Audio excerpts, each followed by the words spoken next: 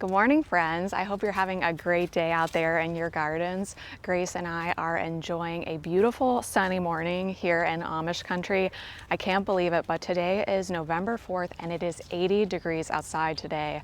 We haven't had a frost, so what I've been doing this morning is gathering flowers and starting to press some of them because this year I want to do a pressed flower Christmas tree in the garden library. So I want to show you what I'm working on inside with a new press that I bought.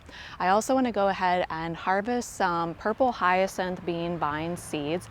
I'd rather not have to buy those seeds ever again, and there's tons of seeds to harvest and I can even give some away. But the main thing we're going to do today is head over to Longwood Gardens to see Longwood Reimagined.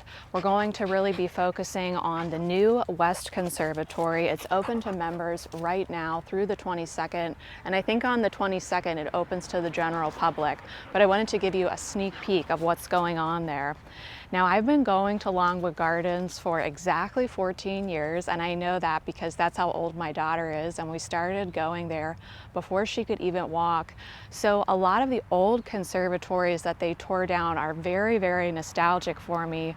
So I think I have some footage from maybe 3 or 4 years ago before they tore those down. So if I can find that footage, I will either link it or overlay some of it right here. So if memory serves me correctly, I think what they got rid of is the one children's garden area, which led into this tropical room that you kind of just look down onto. Then you kind of turn down into this hallway where they had bonsai along the wall, and they had production greenhouses, which sometimes you could go into and sometimes you couldn't. Then you turned into another hallway where they had all these espalier trees, you had grapes growing above you. You turned into another hallway and you had some really majestic ferns. I don't know if that room was kind of a fernery. That led into the Cascade Gardens, and then the Cascade Gardens led into my favorite room, which doesn't exist anymore, which was the Rose Room, where they had these massive gardenias. So I know I have footage of that somewhere, and I'm so thankful I do because those rooms no longer exist. So what we're going to be looking at today is what replaced those rooms. So before we head over to Longwood, which is, by the way, why I have a real outfit on today, let's go ahead and harvest some hyacinth bean vine seeds. So here's a look at our hyacinth bean vine trellis. It's looking beautiful. There were still some more flowers over here, so I cut them and I'm attempting to press them inside. I'm not sure if they're going to be too thick, but we're going to give it a try and see if we can get them to press. Down here where we planted the sweet peas, all of those sweet peas came up despite our lack of water. But I see that we have plenty of pods here that are ready to harvest. So let's go ahead and just pull these off. And I could either just save the pods and put them in a brown bag, but I think I would like to use these seeds as Christmas gifts. So I'm going to open the pods up and put the seeds in nice seed packets. And these seeds are so beautiful.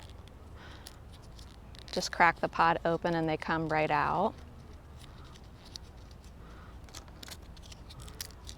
And you can see that just one stem of flowers gives you probably at least 30 seeds, I would say. This one feels like it might have a little bit too much moisture in it still. So I think I'll just pass on that one. They kind of crunch open when they're ready. And the seeds will look just like this. As a matter of fact, let me pick one that's definitely not ready so you can see what that looks like. So this pod is too fresh. We don't want to harvest the seed from this yet. The seeds are going to be bigger and wetter in a pod like this. So you can see, not ready for harvest, ready for harvest. I picked up these seed packets from Amazon, I think that was last year, and you get so many for I think $5 or $7, and I think they just make a great gift. This is what I put the Saving Grace seeds in last year. So I already have a bunch of seeds in there, so just add some more in, close it up. And wouldn't it be awesome if we can get the hyacinth bean vine flowers to dry nicely to make a homemade card with those and then put this in the homemade card? I think that would be a fabulous Christmas gift. So let me take you inside now and I'll show you how the pressed flowers are looking before I close my press up. I think I paid about $28 for this press on Amazon, and I can pop a link in the description section if you're interested. I don't have anything to do with this company. I just read all the reviews online, and this one got the best reviews. So here we have some forget-me-not flowers, and I'm not sure if they will dry better as individual flowers or if they'll look better left on the stem, but there's that. Then we have some rue, and I don't know what this flower is. It was in a planter that I got that was also paired with ferns and sun patience. Then we have the purple hyacinth bean vine flowers, and I'm not sure if these are too thick. I have no idea how those are gonna work out. Here comes Grace. This is the hydrangea that we propagated together many years ago. It put on one bloom this year, and this is that one bloom divided into 5 pieces. Here we have some catmint, some more rue. I can tell Grace is getting anxious and itchy. And so now I'm just gonna go ahead and seal up my press, and then we will head over to Longwood. Gracie, I'm going to Longwood today. What are you gonna do while I'm gone? Are you gonna buy me some more amaryllis? You know which one I want, right?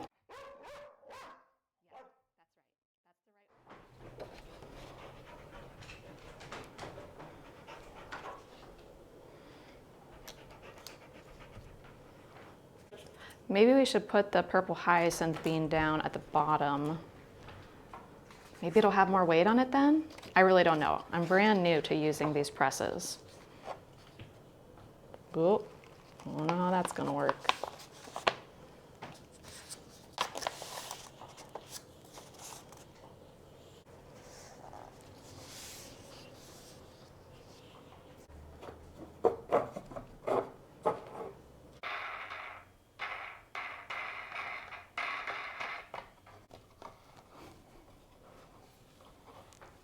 I got the press all sealed up. I got my to-go coffee, so let's head over to Longwood Gardens now and experience the new West Conservatory together. All right, friends, here we are at the brand new West Conservatory. Let me know what you think. You can see the old conservatory in the distance, and this new conservatory appears to be floating on water. So let's take a look inside.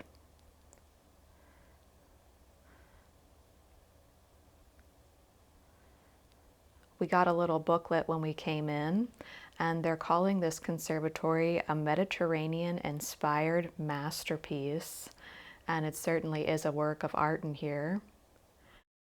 It's so interesting to see so many plants that I'm not very familiar with, since we live in South Central Pennsylvania, where we get a lot of rain.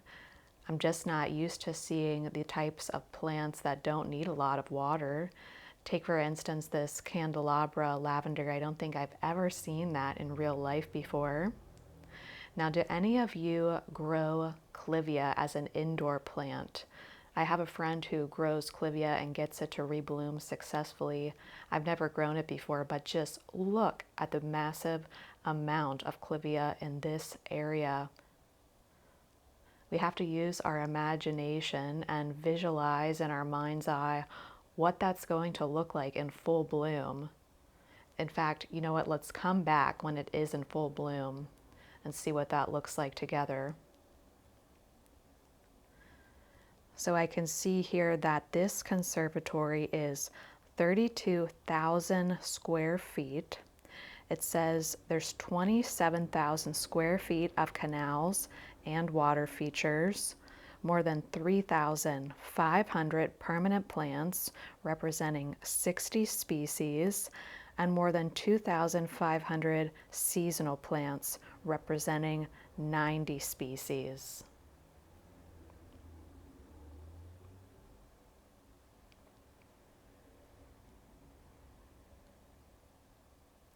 So I'd really like to hear what your thoughts are on this conservatory.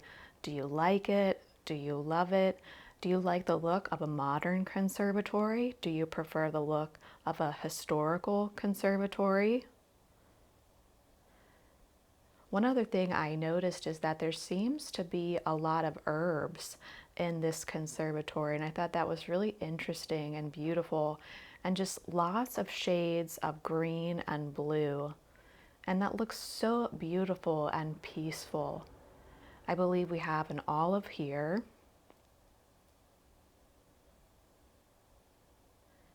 And I'll pan over to the right where we have some kind of very tall cypress trees. You can see there are some small tags, but I'm afraid I wore my sunglasses and not my seeing glasses today, so please chime in if you can ID anything that you see along our tour today. This was hands down my favorite part of the conservatory. These espalier kumquat trees are so beautiful, and they really did remind me of the old conservatories that we lost. You got a little bit of fragrance, a little bit of that beautiful citrus fragrance when you walked by. This was definitely my favorite part of the new West Conservatory. Some spurge below, repeating that candelabra lavender. Really, really beautiful. I wish I could get us an aerial view of this conservatory, but it felt like what was happening as I walked around the conservatory is that a lot of the plantings are repeated possibly 4 times over. Please don't quote me on that. I could definitely be wrong, but it did feel like I was seeing similar planting schemes over and over and over again. I took some footage of this because I know so many of us grow eucalyptus for cutting, and I thought you might like to see this really beautiful and whimsical variety. So this is the view looking out the new West Conservatory and into the old conservatory. They're still working on the water lily court restoration, and it said that was going to open in spring of 2025. And I thought this was an interesting contrast. So here is a sage. I believe this is either called forsythia sage or pineapple sage, one of those. But here it is over in the West Conservatory. And now here it is in the Old Conservatory. I think they call this the orangery. So you can really see the contrast too between the two conservatories, new and old. You know, I'm just so passionate about flowers in particular that I'm always drawn to the main conservatory. You know, just so many plants that I love and recognize. Here we have that Mexican bush sage. I just love that sage. If you've never grown it before, oh, please, please do. It blooms very late in the growing season. It smells phenomenal. It dries beautifully. You will not regret growing that plant. But here's a look at the entire main conservatory, or like I said, I think it's called the orangery.